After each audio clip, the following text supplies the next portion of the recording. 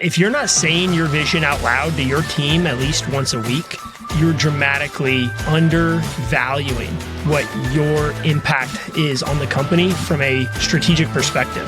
Our team wants to follow a leader who is bought into their own vision, a leader that believes in themselves. The first step to everything is being confident in your ability to accomplish a vision. Mm-hmm.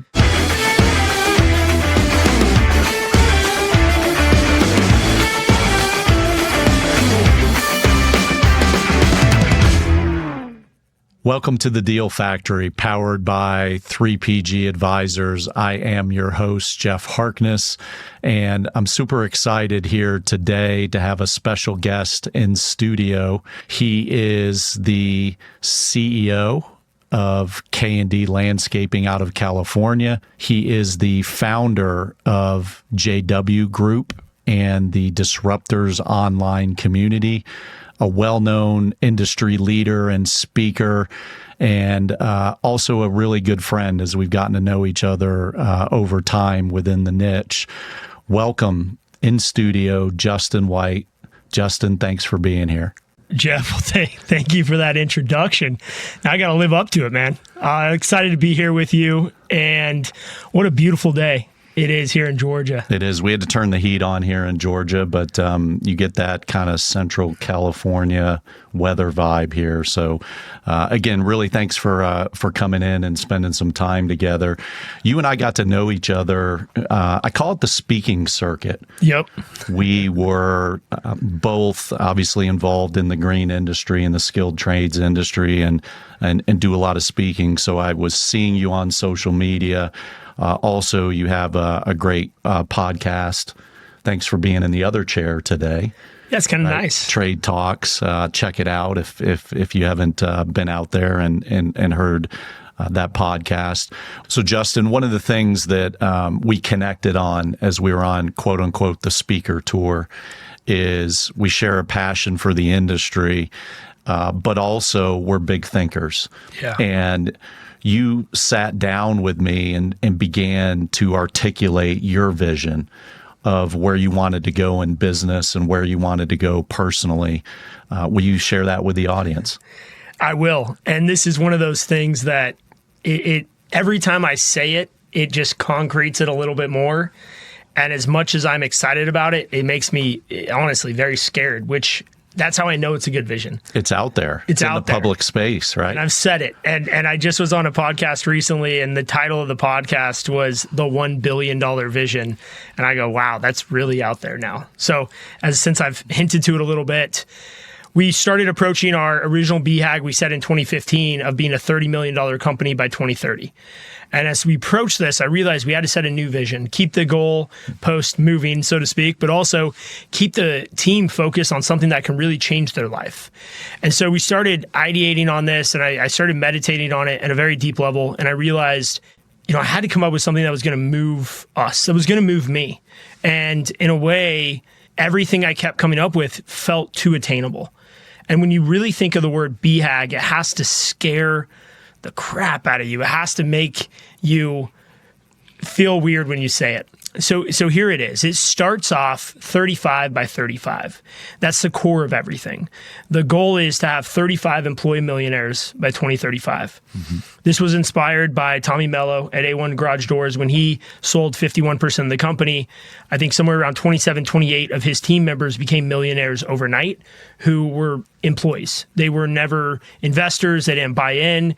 They earned their stock and then became millionaires at that exit event. So our goal is to create an event in 2035 that creates 35 employee first-time millionaires. Exclude investors, exclude existing owners. To make that happen, we did some math and we figured out we're going to need about $150 million in employee equity. So we all know that companies, as they scale, they allocate a management, and you know this better than anyone probably, a management equity component, a pool of equity. And usually it's 10 to 15% of the total value of the company.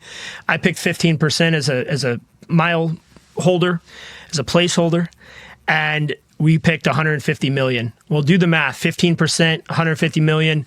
We need $1 billion of valuation to create 150 million of employee equity to create 35 millionaires.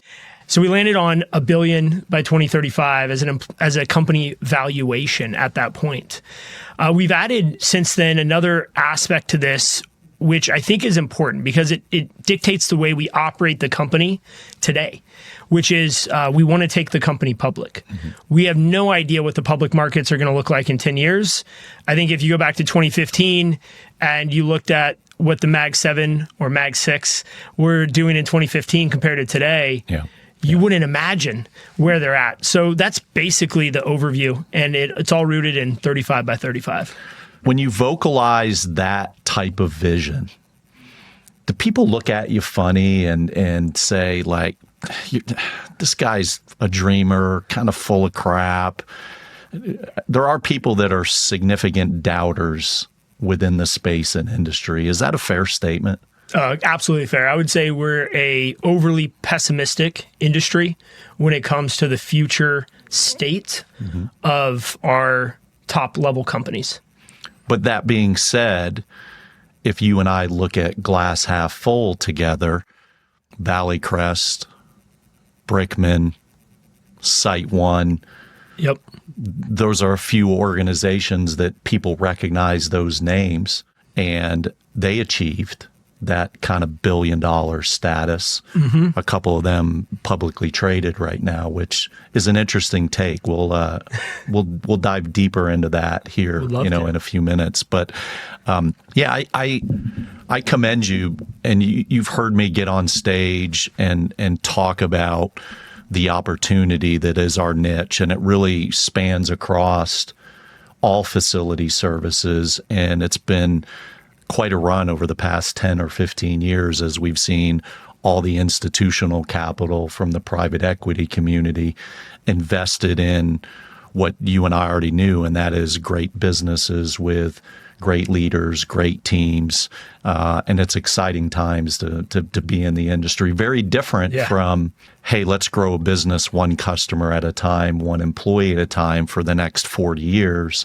And then close the doors, or, try and transition the business, maybe to a family member. So certainly exciting times. So one of the things that I want to focus on here today, and again, appreciate you being in studio, is this concept of elite leadership and really how, because we have lots of members in the audience who are young CEOs.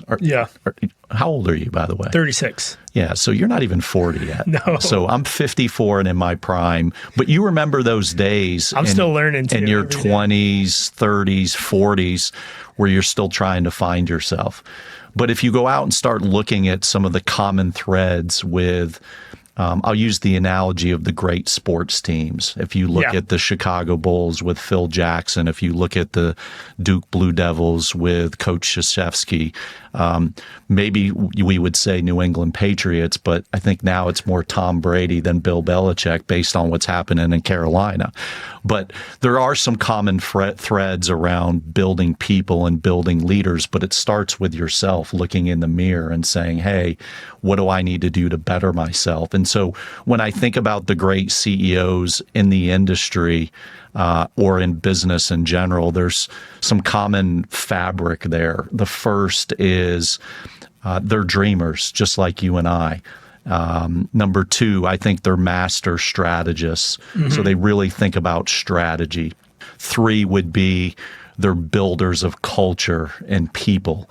And you and I chuckle a little bit on culture, right? Fake culture. And, people can't stand up and articulate what is it about their company culture that drives results. Right. And then I think last is they are relentless in their execution. Relentless is a really strong word in execution. So to go to $1 billion, those items have to be in you and in your team. So I want to talk about maybe 4 or 5 kind of measurables or metrics. And so it starts with painting the vision. Yep. And you're clear with your team in the vision.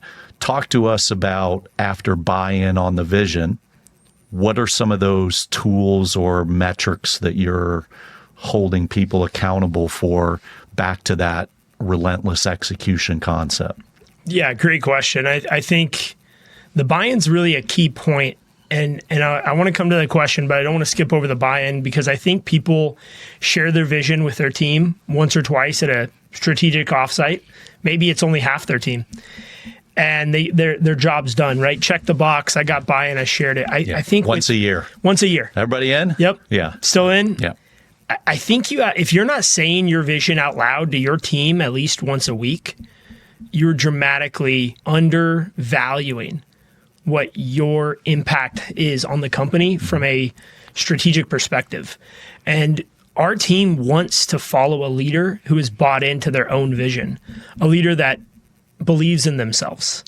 And I think you mentioned the first step to everything is self-care. I call it self-care. The first step to everything is being confident in your ability to accomplish a vision. Mm-hmm. Because as much as you can talk yourself up before you go in front of the crowd or before you have a board meeting or before you have an interview with a new team member, if you don't believe in the vision, everyone's going to see right through that. And for me to believe in a $1 billion vision has taken some time, but I am 100% bought in. It's not a matter of if we're going to hit $1 billion by 2035. It's just like, how soon are we going to do it? I think we're going to do it a lot quicker. Mm-hmm. Coming back to measurables. So first and foremost, you have to set a 3-year, highly achievable goal, what I call a 3HAG. Okay. Because we want to lay up for our team. We want a goal that our team can basically almost do in their sleep. So a 3HAG creates momentum because every time we've set a 3HAG, we've often accomplished that 3-year goal in a matter of 12 to 18 months. Mm-hmm. And when you set a 3-year goal with your team and everyone's fired up about that because they know they're making progress, right? Progress equals happiness. They're making progress and then they accomplish that goal in 18 months. You're like, guys, we just did that in half the time we all sat here and thought we could do. Once you have that 3HAG set, backing that in, you need 1-year goals to keep you on track with that. And out of those 1-year goals come 90-day segments. And we set a goal for the company or 3 to 5 goals for the company. And then we break those down into 90-day segments and we attack those 90-day segments in a weekly ritual perspective. Mm-hmm. So everything we do is baked into this 7-day-a-week mindset of to-dos, action items, key performance indicators to ensure that we are on track day in and day out. And then every single day we have a daily huddle. Every single person in the entire company of K&D Landscaping has a daily huddle to ensure they are on track with those weekly key measurables. So you can see how we start with a 10-year goal of becoming $1 billion company. Mm-hmm. We back all the way down into daily rituals. And I think you look at any great athlete and it's going to come down to what time do they wake up? What do they do in the morning? They usually work out. What do they eat throughout the day?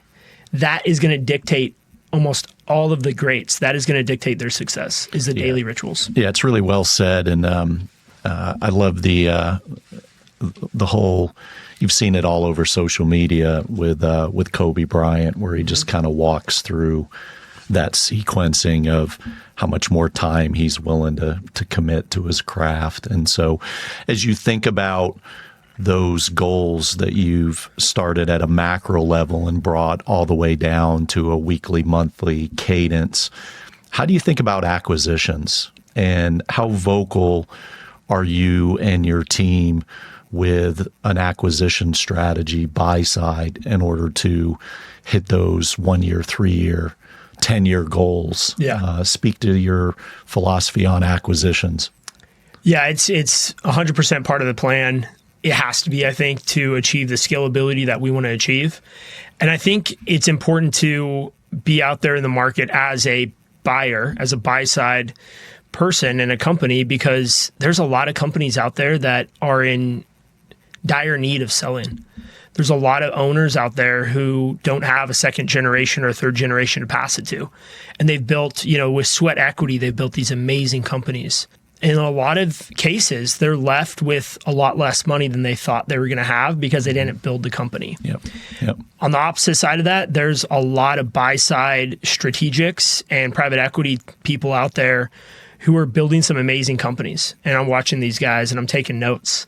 And so our vision is to be the alternative to private equity, really be that culture first strategic buyer. And everybody says their culture first, right? Everybody says it. I think if you interviewed any of our team members and asked them what we do day to day, week to week, month to month, I think the culture is going to show up versus something you put on the wall. Yep.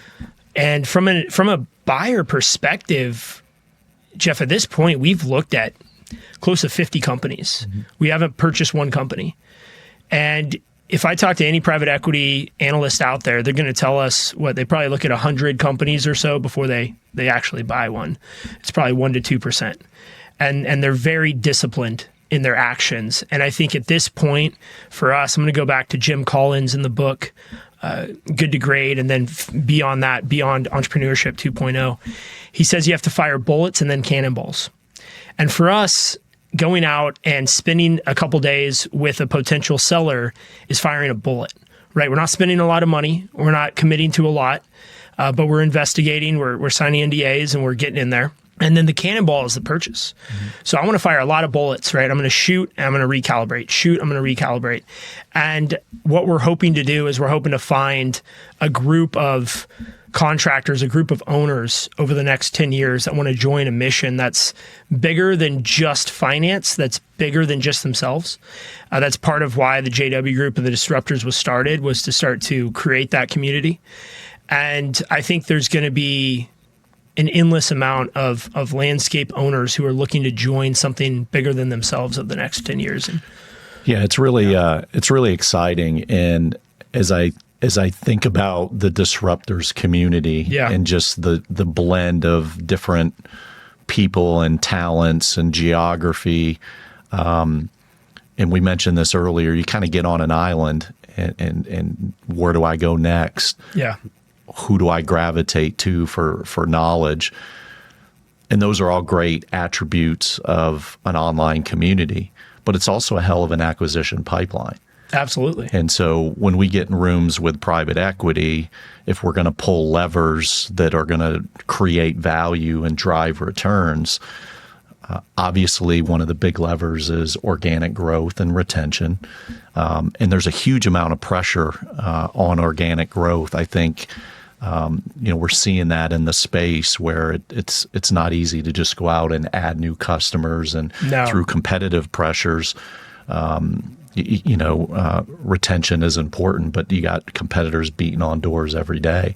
But to have an actionable acquisition pipeline in coordination with a really good organic growth strategy. And what I love about this Disruptors community and the concept that you've created is they're not strangers. No, we talk every day. Right. So there are people that are bought into the vision. There are people in that community that, are bought into some of the same execution concepts. And so it's really tip of the cap. It's a big time competitive advantage, but you're also having fun with it and meeting just some fascinating people and some really neat businesses. So to be continued. Yeah. Right? Well, we should start giving annual updates on what's happening in the acquisition pipeline. So let's continue on a few more metrics. So think about your scorecard. You're the CEO, you're scaling a business. You've painted a picture with vision. You know that acquisitions have to be part of it. What are some of those other KPIs that you're teaching, that you're monitoring, that are important to you in the business? Yeah, that's a great question. The key performance indicators we track, if I had to pick 5, I'll list them out. We're going to have gross profit percentage, number 1. Number 2, we're going to have labor variance. I think you got to control your labor hour management. Number 3 is gross profit per hour. And that's one that not a lot of people track. Number 4, annual recurring revenue addition in the last week. How much recurring revenue did we add in the last 7 days? Not in the last 90 days or last year. I want to know the last 7 days, and we don't want it to be 0. Number 5 is going to be total delivered dollars in the last 7 days. So how many proposals did we put out? Again, annual recurring revenue is really what we're focused on growing right now. So how much did we deliver in the last 7 days? Because the activity of the outbound sales team is going to dictate the future results of our potential pipeline. Right. Of course, on top of that, on a monthly basis, we're looking at EBITDA. We're looking at management salaries as a percentage of revenue. We're looking at a bunch of these other monthly metrics that you really can't get without a closed book. Yep. And all these metrics, by the way, we're looking at TTM, trailing 12 months. So we always know our EBITDA trailing 12 months because we're always ready to trade on a multiple of revenue, or should I say a multiple of EBITDA, futures revenue, to finance any deals. Yep. And that's really an important key performance indicator there. What about safety? Like, how do you think about safety in that KPI type of scenario? Because again, I loved all those metrics that you mentioned. But what about safety? Yeah, I mean, our KPI board 7-3. We have about 22 KPIs we track every week in our leadership team. What we track is our workers' comp. Our mod rate is one of those. We're low 70s, so we're really, really good on safety. The second thing is our TIRR. It's basically how many injuries have we had in the last year based on 100 employees. So you should have no more than 3 recordable injuries for every 100 employees. So for us, over the last 12 months, how many injuries have we had based on 140 employees? We should have no more than 4, and ideally that number is 0. Yeah. The other thing we track really closely is our employee turnover. Employee turnover is a great indication of your safety program. And I think employees want to work at a safe company. They want to work where they feel valued. There's so much more to employee turnover beyond safety, but I do think it's an indicator to the safe and well-ran program that we have. And I'm proud to say, year to date, we're recording this in mid-October, our turnover is 15% this year. Wow. Last year, it was in the 30s, and the year before, it was in the 50s. So we have brought that number dramatically down in the last 3 years, and I'm very proud of our employee success team for doing that. They've done a great job over there, Chantel and Jessica specifically. Yeah, outstanding. On the KPI concept, if you think about your tech stack, right, the technology tools that you're using, and obviously we're big fans of Aspire and the Service Titan team and software, your accounting system. Are you putting like a Power BI over some of your accounting and ERP type systems? Is that something that you guys are looking at? Because when I think about 7 or 10 or 12 KPIs, I start having, remember half of my staff are accountants and auditors, and they start whispering in my ear like, well, how are you going to get the data? How are you going to get the data? Yeah. Is it the right data? Yeah. So avoiding kind of that manual process. Do you have some other tools? I know that you guys are in the forefront, with technologies and various partnerships, but do you have another layer in that tech stack, with like a Power BI or a Click that literally can go into each of your databases and kind of help you guys build scorecards and dashboards and that sort of world? Yeah, you need one source of truth, right? You have Aspire, you've got QuickBooks or Sage or Acumatica or whatever else you have, and maybe you have another dashboard where data is falling into. And so I think for us, we have to have one source of truth over the course of the company, over the entire operation. And so what we utilize is Power BI. Yeah. We've partnered with Brent from Capsa Data, great operator over there. He has built us this really customized dashboard. And we've now infused it with AI. And I mean, I always tell people, show me your P&L and I'll tell you what your priorities are. And if you're not spending a lot in employee wellness and all this other stuff, then you really don't care about culture. I'll say the same thing for technology. People will complain about spending 0.5% or 1% of their revenue on Aspire.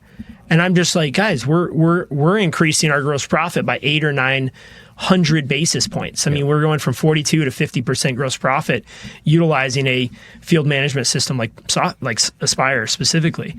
So having the ability to slice and dice your data at your fingertips on the mobile phone right here. I can pull that up and I could see everything. I could run any report by sales rep, by branch, by region, and I'm able to identify exactly what's going on in the company. Yeah. That is so important. And I want to make sure that at 20 million in revenue, we have the same amount of financial sophistication that we would at 200 million or 2 billion. That's why we've leaned into Gap. That's why my CFO, my controller, both come from billion-dollar companies. Yeah. Both come from publicly traded backgrounds. I mean, I'm building a team today to ensure that our groundwork, our foundation is built up. And I think a lot of people don't realize how easy it is to just get good data. Yeah. They got to just set it up right. Yeah, it's a competitive advantage. Oh, absolutely. And the concept of being that platform as part of a $1 billion scale plan. I don't know how you don't do it. It reminds me of the days where everything's in somebody's head. Or remember you get in trucks with guys and you got the legal pad checklist. And I'm not bashing. Okay? No, I mean, I still, have, somewhere. Right? But, everything's in my head or everything's on my notepad. It's not the world we're living in, and it's certainly not the route to a $1 billion business. No, sir. And what we've done is invested specifically in this area of technology and innovation. We actually created a full-time position just recently and promoted, funny enough, one of our account managers was doing this AI cybersecurity company on the side, and I heard about it, and he thought I was going to be upset. And I go, hey, what's this whole thing? He's like, I'm making income with these AI agents I built. Yep. I said, tell me more. Yep. And so now he's promoted into the head of technology and innovation at K&D, and I'm really excited about what we have planned for next year around technology. It's going to blow the industry wide open for. So you're previewing the JW agent, right? You're just going to kind of speak to your agent on any ideas, thoughts, or needs, and that agent's going to go out in the world of AI. It's fascinating. Absolutely. Yeah. We already, if you want to go to ChatGPT and type in landscape intelligence, we built a very light model of our chat robot that we're going to be rolling out inside the Disruptors, but it's free for anyone that wants to go on and check it out. So just landscape intelligence, and that's a whole new thing that we're adding to the back end of K&D. See, the thing we want to do, Jeff, is we want to build the best back-end operating system in the world. Yep. And then we want to make that exclusive to our platform. So we want to have the best coaches, the best people, the best technology, the best strategies, the best execution. And then we want to scale that rapidly with people who also, see the world in a similar way. Yep. Fantastic. All right. So let's kind of go back to high level. Elite leadership starts with a vision. And it starts with somebody that's a dreamer. And unfortunately, or fortunately, there's not enough of them in the world. True. And if you're going to kind of stand up and pound your chest with a vision that probably most of the business world and society says, I don't think you can do it. Again, we like that. Observe the masses, do the opposite. But it starts with a vision, execution. I love what you had to say about how granular you are with the team on starting with a 10-year vision, going and backing into tasks that need to be happening on a daily, weekly basis. And obviously, you're on the forefront when I think and see all of the advances in technology. You're out in front. You're also speaking on behalf of a lot of the great companies that are thought leaders and technology leaders in the industry. And so you're really busy. Right? I am, man. I think your concert tour could be comparable to Taylor Swift, right? And, right? Yeah, so it's nonstop, and I love it. Absolutely. All right, so let's pivot, because part of being a leader and in business is adversity. Absolutely. And challenges, and it doesn't take long for momentum to hit a wall or growth to hit a ceiling, and you got to kind of step back and reinvent yourself a little bit. So probably 120 days ago, you and I were in Santa Cruz together. Yeah, and we were sitting at breakfast. Yep. And we were looking at some results over the last month or two in the quarter. And I got on you a little bit. because, I felt like we were capable of better together. And when you have all this momentum and all these kind of pulls on your time, we started talking a lot more about org chart and team. And to your credit, even before that meeting, because you knew I was coming in and you weren't, necessarily happy with the results, but speak to the audience about some of the changes that you've had to make in your team.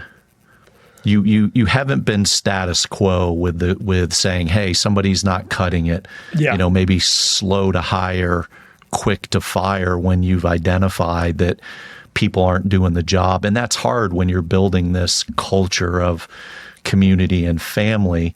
But at the end of the day, and I shared this with you, if you were the CEO of a bigger private equity, publicly traded company, and I was one of your shareholders, and we were looking at those quarterly results, I'd be challenging you on, hey, what are we doing here? What's the plan? It's not good enough. Yeah. So talk about some of those hurdles and some of those ceilings or walls that you've hit, and share with the audience. And you don't need to give away trade secrets, but just when you knew that you had to make some changes with some people or process.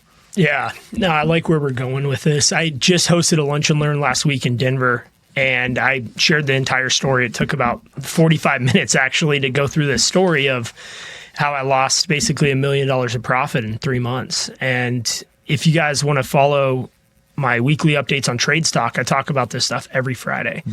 And I'm very vulnerable and very honest and open, because I think that's the best way to be in today's world, is authentic.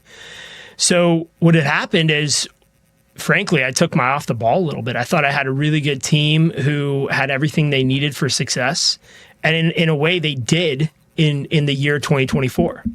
Now, when you copy paste a strategy that grew from 15 million to 20 million in 9 months, and you're just feeling on the top of the world, I mean, what could go wrong here? Why wouldn't we be 25 million or more in the next 9 to 12 months? And you take that same strategy, copy paste it at 20 million that you did at 15 million. Well, it doesn't really fit always. And sometimes what I found is great leaders at a $15 million company maybe become subpar leaders at a $20 million company, with the caveat of a changing economic world. Our environment is changing faster than ever. AI, economic volatility, trade wars, the new administration that came into place. And I think Q1 was tough for everybody. We saw it in all the Q1 filings from, you mentioned SiteOne and Brightview earlier. They had referenced that similar drop and a softness in the first quarter. So it wasn't so much that we had a bad first quarter. It was, do we have the right people to help us rebound? And I decided with one other person, John Wint, my COO, really it's a him and I decision, which there's certain decisions that you have to live with, you have to own. And that was one of ours, is letting go of one of our VP of maintenance. And that decision was super hard. He was a great friend, really, really great, likable guy, still is a great friend today, 6 months later. We had to let him go, and we had to shift some other things and let a few others go. And we had to change our org chart a little bit. A lot of it, actually. We had to change it a lot. And I hired a fractional CFO who really came in and established some more, what I would say, more corporate guidelines that we needed because we had grown. And we bounced back and had a great Q2, but just great enough to offset the losses from Q1. So here we are, July 1st, and I would say we're starting from zero, if you will, from a EBITDA or profitability standpoint. And we knew we had to accelerate our targets, accelerate our goals, accelerate everything within the company. We had to move faster. So that's when in Q3 we took on this idea of speed and action, and nothing was going to get in our way of achieving massive, massive action in the later 6 months of this year. And here we are mid-October, and I'm really proud of my team. We've had some people who were not in leadership roles a year ago who are now in leadership roles and are doing amazing. And I'm excited about where we're going. But through that process, the number one thing I learned is trust but verify. I had a great team. but you got to verify the results. Yeah. It's funny you say that. It's one of our core values at 3PG Advisors is trust but verify. And what's interesting for us is, and you talked about some of those headwinds, Q1 with tariffs, unknown where the administration was going to go with immigration and compliance requirements, stock markets in the crapper, if you remember, right after the election, Trump comes into office, and people don't want to spend money when there's volatility there. But trust but verify, more than ever today, at least at 3PG, applies to labor practices. Oh, yeah. We've been in industry for a while that's been moving towards making sure we're fully compliant, a world towards E-Verify, I-9s are in order. Mm-hmm. And it's really an interesting time in our industry, given the fact pattern and just some of the fear, right, that's out there generated by one administration, versus the other. But everybody says to us, we used to have I-9s as a request item in our initial information ask, and I might have one attorney at the end of a deal. Now it's one of the first items that we got to look at, right, to make sure that we're administratively compliant. I used to have one attorney on the other side of the table on employment practices. Now there's a team of 3 or 5 day one. So it's just interesting, back to the point of economics are fluid, the industry is fluid, business is fluid, and it's never easy. People that tell me, that it's easy to acquire a business, people that tell me it's easy to go integrate, they don't know what they're talking about. I think that I think business is hard, but our industry is difficult as well, given the kind of skilled trades concept. So that being said, I think we're both bullish on where things are going kind of the next 2 to 3 years, but interesting times for sure. Yeah, and I would add too, very bullish, very, very bullish. However, I think the last year was not that bad. Mm-hmm. I think we just got lazy around it being so good. Yep. And I look back to 2008, 2009, 2010. That's when I started full-time in 2007. And I saw firsthand the challenges that we went through in running a construction-based company in California in 2008. I mean, It just disappeared.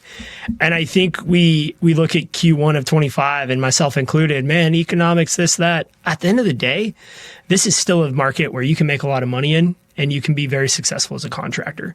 And I think we have to remember that, although I think going forward is going to be great, we're not in a bad spot. And I do feel like sometimes we are a little bit, maybe spoiled should be the word, because we haven't gone through a massive recession or any other types of downfalls. I mean, even in COVID, you can argue that contractors had a boom in most markets. Yeah. So I'm looking forward. The next 10 years is going to be the decade of the trades, without a doubt. And I think the companies who can figure out organic growth while integrating and acquiring and leveraging technology, they're going to have a clear advantage across the entire market that they serve. Yeah, it's still amazing to me. I'll use the term a little bit lazy. When I talk to contractors and I ask, what's your go-to-market strategy? How do you get work? And I hear people see our trucks.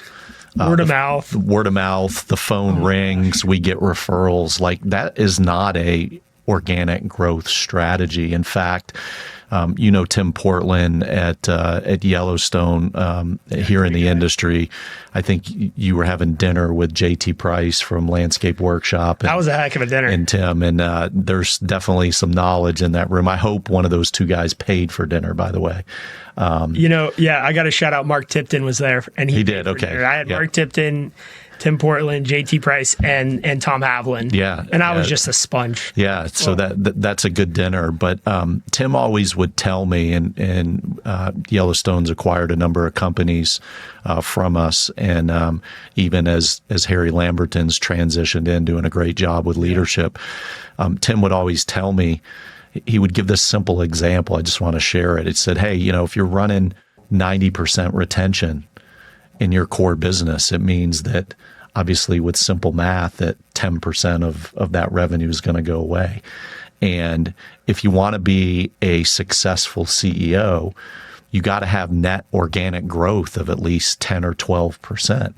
Well, that means that I need to grow annually by somewhere between 20 to 22%, because 10% of my book may go away in that 90% retention. Yet when you and I get in a room with operators and we say, hey, who's selling, or what's your go-to-market strategy? We get what? The phone rings and people see my truck. So you've done this at K&D just past here in 2025. You've been very intentional in building out your business development and sales team and talent. You've been investing in digital marketing. You've been really intentional on the front end to come back to that metric that we talked about earlier, and that is organic growth. And one of the things that is interesting, if you and I have our investor hat on, if I'm looking at a business that year over year is not performing at a acceptable organic growth pace, why, as an investor, if I invest in that business, do I suddenly think that's going to change? Right. It doesn't. It's not. But it's going to be harder. I don't know that we're spending enough time as leaders of business making sure, and we're drinking this Kool-Aid too, and at 3PG and doing that same. But talk a little bit about how intentional you are. Going back to, you hit a few walls and ceilings and you were disappointed. You made some changes in personnel. You also invested in the front end, did you not? Both in people and dollars at a significant level. Significant. Yeah. And I want to add, I think as EBITDA arbitrage starts to slow down and smaller businesses are trading for higher multiples and bigger businesses find that ceiling, and you're not getting a 2 or 3x arbitrage on your purchase, and we're talking the deal podcast here, so I can use these sophisticated terms. And what's going to end up happening is organic growth is going to be the absolute driver to higher exit valuations. And for companies that specifically get into that $1 billion mark, and I think there's going to be a number of them over the next few years, organic growth is going to be key. And we definitely agree with that. So here's our strategy. It's overinvest in the front end of the process. You have to have an absolute dominating marketing strategy. I mean, I don't want to win on a competitive level like a hockey game 1 or 2-0 or 2-1. Like, I want the Saturday college mismatch blowout 99-0. Yep. When people look for landscaping in our market, I don't want them to even think about who they're going to call. I want them to be inundated with the idea of K&D Landscaping is the only choice. And from us, we will refer everybody else on the work that we don't want to take on. And some may listen to that and that maybe sounds a bit arrogant, but that's just how we want to be. We want to dominate the market to such a degree. And one way we've done this and we measure this is Google reviews. Mm-hmm. Right? We have over 500 Google reviews, and our top 3 competitors have less than 20. Yeah. There's no comparison in that range. What we did on the other end is we invested and built what we call our growth department. Headed up by Tony Battistella. Some of you may know Tony. He's a great guy, really, really great. And shout out Tony, he just had his first daughter, and he's doing amazing. And so he has created an amazing growth department. And it's not a sales department, because part of growth is acquisitions. Yep. And so Tony's job is not just to go out there and create amazing business developers, which he's doing. It's also to build relationships with people around the world. Yep. I say the world because it's not just the United States that we're looking to expand into, and connect with those individuals at a deep personal level, where once we start talking deal and we start talking acquisition, it's not a matter of, is this a right fit, but hey, what do the numbers need to be so we can work together? I love the worldwide concept, back to being a dreamer. Yeah. It's interesting you say that. I'm getting phone calls from folks in Europe that want to acquire and be in the States in our industry. That would include the green industry. Absolutely. As well as the skilled trades. There could be some interesting things happening related to Japanese as well. So it's international. We're already in Canada, so we do work in Canada at 3PG. But Australia is another one to keep your eye on. Yeah. Service Titan has been pushing hard into that market. Yeah, it's exciting. Yeah, fantastic. Hey, one thing I want to mention on the marketing and growth front, I think it's really important that people put, again, show me your P&L, I'll show you your priorities. Yep. I think getting the marketing spend up above 2% is really key as a percentage of revenue. I think that's just a metric I want to throw out there because a lot of people are spending way less than 1% on revenue. Yeah. Any home service business, you talk to Service Titan guys, 10, 12% of revenue. Yeah. And I do have some guys in that resi services that would challenge on that 10 to 12% metric using some technology. Agreed. That's a conversation for a different day. Agreed. And that would be fun. But I'll say this. Us on the commercial side, if I'm using the term us, I think we're way behind the residential services space when it comes to go-to-market, digital technology on how they're acquiring and communicating with customers versus, hey, we're a relationship sales organization in that commercial world. So, but listen, we can do a whole podcast on organic growth, digital marketing, technology, the front end, and that would be fun as well. So I want to kind of move towards closing here, and I'm going to ask you to be a little bit vulnerable. And thank you again for being in, because just some of your time and comments, you've always not only been enthusiastic about growth in your vision, but also humble and vulnerable enough to look in the mirror and say, hey, there's things I got to improve on. So how do you stay refreshed? Like, how do you recharge? How, is it meditation? Is it like, what do you do? Because there's lots of people out there that are stressed to the max. Yeah. In our industry. I know many. And they're looking for just a nugget or a regiment or a routine that somebody is on that allows them to kind of refocus and kind of be the best version of themselves. What are you doing? Well, I think if most people looked at my calendar over the last 2 weeks, they would just say, no way. Like, that guy's got to be running on empty. Yeah. But I'm not. Like, I'm here. I feel amazing. I feel 110% this morning. And it's funny to say there's 3 really important things. Number 1 is you've got to get sleep. Yeah. You can't over prioritize sleep enough. I mean, minimum 7 hours on average. I got my Oura ring on here. I track my sleep. It's one of my biggest key performance indicators. Number 2, you got to exercise. You got to get out and you got to move every day. Yeah. I think 5 days a week, you've got to be pushing heavy, getting your heart rate up. And if you're having trouble doing that, just go on a brisk walk, like for 10 minutes. And number 3, it's really revolutionary stuff here, Jeff. Diet. Like, eat and drink well. Yeah. What you put in your body is the fuel for the day. And so I've cut out a lot of alcohol. Yep. I've cut out a lot of other processed foods, and I'm really trying to eat a healthy diet. My wife, Leela, and I are, she's great about that. And I think when you can prioritize your sleep, you get enough exercise, 5 day a week minimum, and you eat really well, it's amazing how much less stressed you are. Yeah. Now that is the, let's just call that the entry fee, the ticket to begin optimizing your life. Sure. Then you have to start optimizing other parts of your life. Yep. You've got to reduce the amount of notifications coming into your phone. Yep. You got to reduce the amount of reactivity you're doing. And so the more you can plan out, the more you can optimize your week and your day through your calendar, the less reactions you're going to have, and that's going to help a lot. An executive assistant, I think, is a key hire once a company reaches at least $5 million in revenue, even smaller. But I think if you're $5 million or more, you need an executive assistant. Yeah, totally agree. Huge. So those are just a few things that I would say to optimize your life. Yeah, good stuff. I'm going to add to that. Please. I don't know that you and I have talked, maybe we have. Cold plunge. Mm-hmm.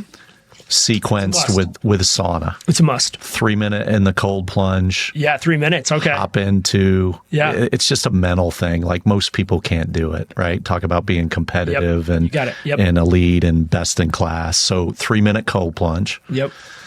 Get out of the cold plunge.